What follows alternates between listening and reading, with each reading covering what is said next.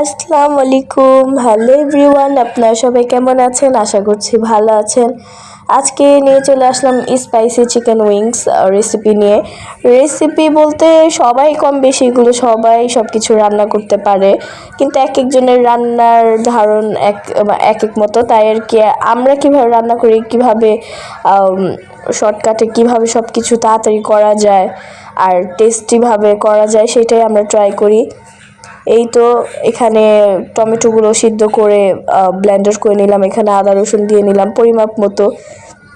আমি আমার মতো করে শেয়ার করছি, আপনারা যখন নিজেরা মেক করবেন আপনারা আমারটা ট্রাই করে দেখতে পারেন কেমন হয়। আর এই তো এখানে আটা আর কর্নফ্লাওয়ার মিক্সিং করে নিয়ে নিব। তো গাইস, এই ভিডিও দেখতে দেখতে আপনাদের সাথে একটা কথা শেয়ার করি। কথাটা হচ্ছে, মা বাবা থাকতে কখনো মা বাবাকে অবহেলা করবেন না। মা বাবা যেমনই হোক না কেন, মা বাবাই। জানি সব মা বাবাও হয় না, সব ভাই বোনও হয় না, সব সন্তানও হয় না, কিন্তু তারপরও যাদের মা বাবা খুব ভালো, সন্তানদেরকে অনেক ভালোবাসে। অনেক সন্তানরা আছে যে মা বাবার ভালোবাসাটা বুঝতে পারে না, তো তারা এই ভুলটা করবেন না। এক সময় যখন আমি আমার আম্মুর বাসায় বিয়ের পর আসতাম, তখন আমার বোনের সাথে আমার ছোটোখাটো কথাতে অনেক বড় বড় ঝগড়া হয়ে যেত। যেমন ও জাস্ট আমাকে একটা কথা বোঝাতে চাইলে যে এইভাবে চলবা না ওইভাবে চলবা, আমি ওকে ধমক দিয়ে কথা বলে বসতাম, ওর সাথে রাফ ব্যবহার করতাম। তখন আম্মু বলতো, তখন আর কি এক কথা দুই কথা অনেক বড় বড় ঝগড়া হয়ে যেত আমাদের।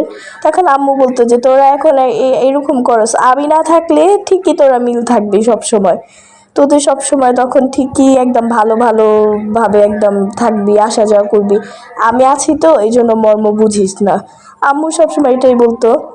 তখন আম্মুর কথা বার্তা দিতাম না, বলতাম দূরে চুপ থাকো।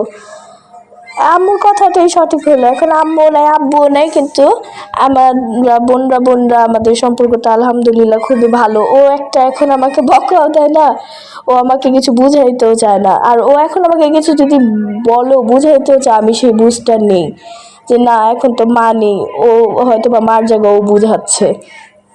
তো সত্যি বলতে গেলে যে মা বাবার কথাগুলোই সবসময় রাইট হয়, আর মা বাবাদের কথা মতো চলাটাই ভালো, এটা সবসময় করা উচিত। এনিওয়ে, আমার ভয়েসটা একটু অন্যমতো হয়ে আছে, আমার ঠান্ডা লেগেছে তাই আর কি। আপনারা কিছু মনে করবেন না।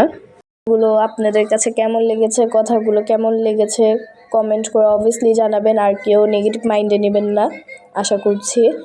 এই তো কথা বলতে বলতে আমাদের খাবারগুলো মেক করা হয়ে গেল। তো গাইস, আজকের ভিডিও এই পর্যন্তই শেষ। সবাই like comment share and follow করবেন না। বাই, টাটা, আল্লাহ হাফেজ।